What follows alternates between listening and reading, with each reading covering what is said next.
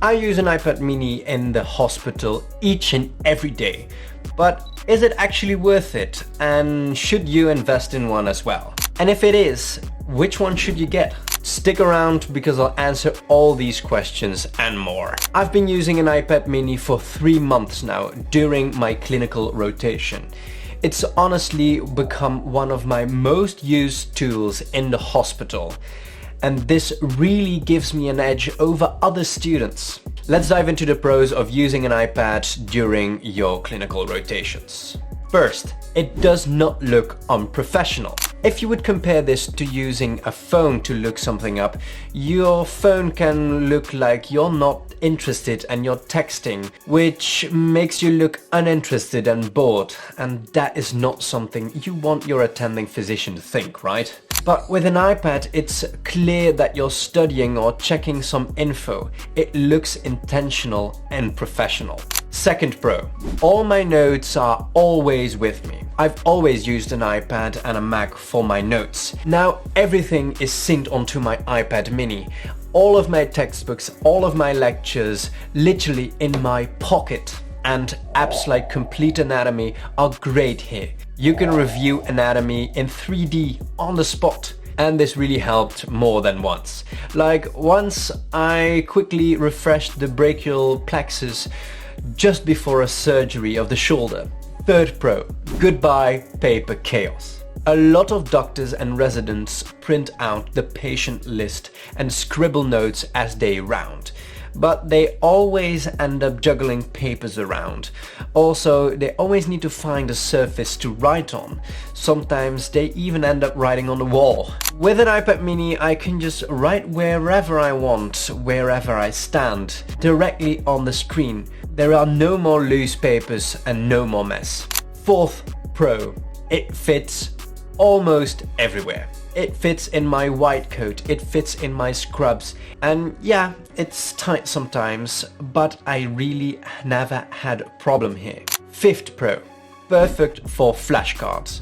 I've always used flashcards for studying, and as you might know, their power lies in being consistent. In the hospital, there are a lot of moments that you need to wait, and I use those quiet moments to review my flashcards, and they really add up. Sixth pro, great battery life. A big concern for a lot of people is the battery life. Will it be enough to get you through that day? And sometimes I really use it a lot.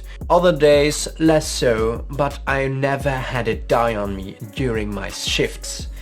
And that said, I also always bring a power bank just in case.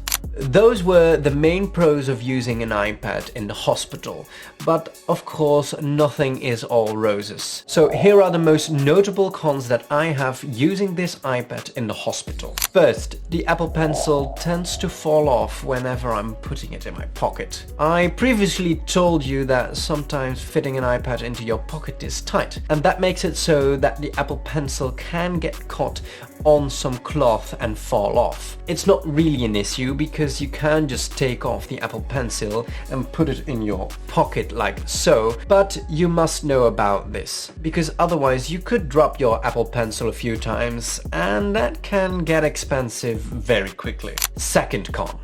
You need to have a case. Because the camera sticks out, the iPad is not flat. That makes that writing on this iPad is a pain in the ass. Additionally, the iPad is very thin, even thinner than the Apple Pencil itself.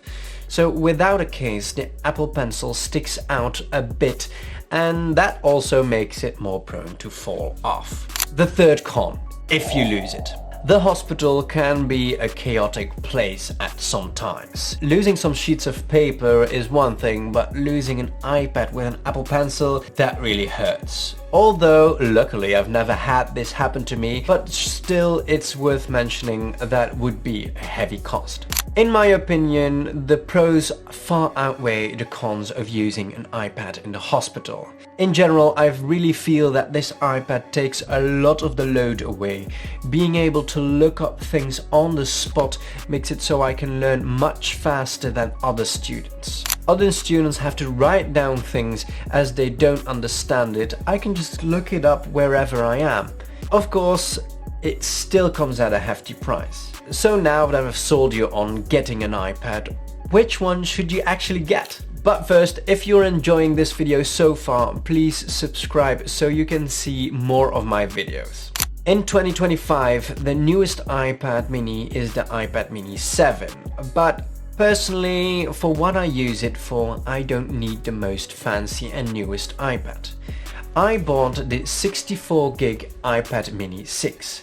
This costs around $370 new, and if you decide to go refurbished, you will pay much less than that. But you will still need an Apple Pencil, and that will cost you another $129 extra. Okay, but if you want the newest iPad, how much would that cost you? That will cost you at least $499, and for the newest Apple Pencil Pro, it will also cost you $129, and if you want to Apple Pencil USB-C, that is an additional $99. I made the choice based on the price and also based on the Apple Pencil I already had. I have an Apple Pencil 2nd generation that is not the oldest and not the newest Apple Pencil. The newest model of the iPad mini, the iPad mini 7, requires you to have the latest Apple Pencil Pro, and the older Apple Pencil that I have does not work on it anymore. That's why I went with the older model of the iPad mini 6, because I could still use my older Apple Pencil, which saved me another $129. And also the iPad mini 6 was obviously cheaper. That's a big deal when you're a student, right?